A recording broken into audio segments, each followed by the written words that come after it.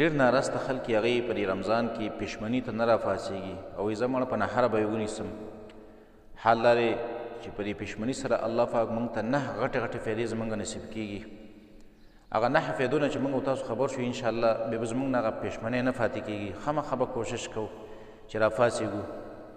د ټولو نه اولنۍ فایده دا ده چې په دې پښمني سره الله پاک د انسان په کور کې برکتونه رالیږي او دا د یو صحیح حدیث نه ثابت دی. رسول الله صلی الله علیه وسلم فرمایي تسحروا فإن فی السحور برکه. رسول الله صلی الله علیه وسلم تاسو پښمنۍ کوئ ځکه په دې پښمني سره په دې کې برکتونه دي. نو که غواړئ چې زموږ د کور کې د الله برکتونه راولیږي، زموږ د رزق کې د الله برکت ورته نو پښمنۍ کوئ. دا د رسول الله صلی الله علیه وسلم وینا ده.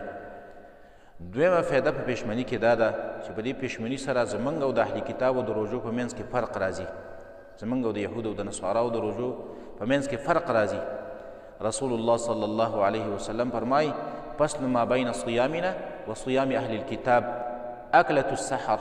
رسول الله صلی الله علیه وسلم زموږ او د اهل کتابو د روژو په منځ کې فرق چې دی صرف دا پښمنۍ دی. پښمنۍ کول دا زموږ او د هغې په روژو کې فرق دی. هغې چې روژه نیسي هغې دا پښمنۍ نه کوي او موږ چې دی دا موږ پښمنۍ کوو. درېیمه فایده د پښمني دا ده چې څوک پښمني کوي دیو باندې الله پاک رحمتونه رالیږي او ملایکې د دوی لپاره دعاګانې غواړي د مغفرت. دا هم د حدیث نه ثابت ده. رسول الله صلی الله علیه وسلم فرمایي ان الله وملائکته یصلون علی المتسحرین. رسول الله صلی الله علیه وسلم الله پاک رحمتونه رالیږي په پښمني کوونکو باندې او ملایکې دعاګانې غواړي د پښمني کوونکو دپاره. نو دا درېیمه غټه فایده دا شوله. څلورمه فایده په پښمني کې دا ده چې کله موږ پښمنۍ وکړو نو الله پاک به موږ له طاقت او قوت راکړي په عبادت کولو باندې. او که موږ پښمنۍ زموږ نه پاتې شي نو بیا به د ورځې موږ ډېر ضعیف یو، نو بیا به مونځ هم په صحیح طریقه باندې نه شو کولی، د قرآن تلاوت به هم نه کېږي او دا د عبادت میاشت ده. نو عبادت خو طاقت غواړي. نو چې تا پښمنۍ هم نه دی کړی نو ستا کې به طاقت د کوم ځای نه راشي؟ نو دې سره طاقت او قوت میلاویږي د څه دپاره؟ د عبادت دپاره. او دارنګې پنځمه فایده په دې کې دا ده په پښمني کې چې په دې پښمني سره الله پاک هغه اخلاق سیئه ناکاره اخلاق د انسان نه دفع کوي. ځکه چې کله انسان ډېر وږی نو هغه نه بد اخلاقي کېږي. نو چې تا پښمنۍ نه دی کړې او روژه هم دې نیولې ده نو کور کې کېدی شي ته بیا د خپلې کور والا سره هم بد اخلاقي کوې، د خپلو بچو سره هم بد اخلاقي کوې.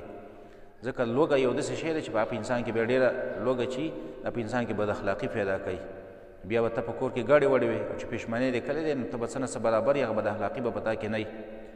دارنګې شپږمه فایده په روژه کې دا ده، په پښمني کې دا ده، پښمني کولو کې چې په دې پښمني سره د انسان بیا نورو روژو ته شوق پیدا کېږي. که تا نن مثلا په نهره باندې روژه ونیول او پښمنۍ دې ونه کړو نو ته به د دې روژې نه یو قسمه ستومانه شي چې دا څومره ګران کار دی، بلې روژې ته به بیا شوق نه کېږي. او که تا پښمنۍ کړی دی نو په دې پښمني سره به څه نه څه طاقت تا ته حاصل شوی نو ستا به بیا بلې روژې ته هم شوق کېږي. دارنګې اوومه فایده په دې کې دا ده په دې پښمني کولو کې چې په دې کې اطاعت رسول راځي. د رسول الله صلی الله علیه وسلم اطاعت پکې رالی. ځکه رسول الله صلی الله علیه وسلم موږ او تاسو ته ویلي چې تاسو پښمنۍ کوئ. نو که موږ پښمنۍ وکړو نو موږ د رسول الله صلی الله علیه وسلم خبره ومنله، او که موږ پښمنۍ ونه کړو نو موږ د هغه خلاف وکړو.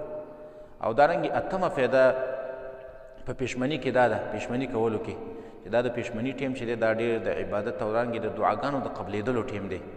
نو که موږ او تاسو پښمني ته راپاڅېږو او دغه ټیم کې دعاګانې وغواړو نو هغه دعاګانې به هم زموږ قبول شي.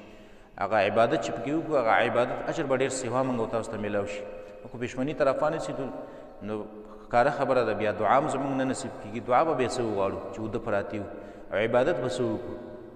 دارنګې نهمه فایده په دې کې دا ده په پښمني کې چې کله انسان پښمني ته راپاڅېږي نو ده ته به انشاءالله د سحر د جمع توفیق هم الله ورکړي، د سحر د مانځه توفیق هم ورته میلاو شي. او که دا پښمني ته نه دی راپاڅېدلی کېدی شي د سحر مونځ هم ترې قضا شي او بیا په رمضان کې مونځ قضا کول دا خو ډېر لوی جرم دی، عامو حالتو کې لویه ګناه ده. نو دا 9 فایدې موږ او تاسو ته د پښمني د وجې نه موږ او تاسو ته میلاویږي. بیا اکثر خلک داسې چې هغه دا پښمنۍ ډېر وختي کوي، په نیمه شپه باندې پښمنۍ کوي. نو په نیمه شپه باندې پښمنۍ کول دا د سنت نه خلاف ده. رسول الله صلی الله علیه وسلم فرمایي ما تزال امتی بخیر ما اخر السحور وعجل الفطر. رسول الله صلی الله علیه وسلم فرمایي چې زما امت به د هغه پورې په خیر باندې تر څو پورې چې دی پښمنۍ ناوخته کوي، په اخر وخت کې کوي او جماعت دی چې دی دا دې کې تلوار کوي، دې کې جلدي کوي. بعضې شیخانې ښه غروب شوی لمر ډوب شوی او دا وایي لږ صبر وکړئ روژه مه ماتوئ لږ صبر وکړه غروب رالی بس روژه ماته کړه او بعضې ډېر نیمه شپه پېشمنۍ کوي ډېر خلک د دې وجې نه وختي پېشمنۍ کوي یاره چېرته پکې په منځ کې سګرټ وڅکم دارنګې نسوار پکې والم نو د دې وجې نه وختي هغه خلاف د سنت وکړي وختي پېشمنۍ وکړي یو صحابي فرمایي وی رسول الله صلی پېشمنۍ زموږ پېشمنۍ دومره و چې نبي صلی الله علیه وسلم موږ به پېشمنۍ وکړو نو بیا به نبي صلی مانځه ته ودرېده د مانځه او د پېشمنۍ په منځ کې به دومره فرق و لکه په اندازه د 50 آیاتونو باندې له 50 آیاته تلاوت به پکې کېدو دومره په آخر وخت کې به رسول الله صلی الله علیه وسلم آخر وخت کې په آخر د عیسې د شپه کې پېشمنۍ کوو چې بیا به نبي صلی مانځه ته پاڅېده او دومره معمولي ټیم به په منځ کې وي له 50 آیاته تلاوت به پکې کېده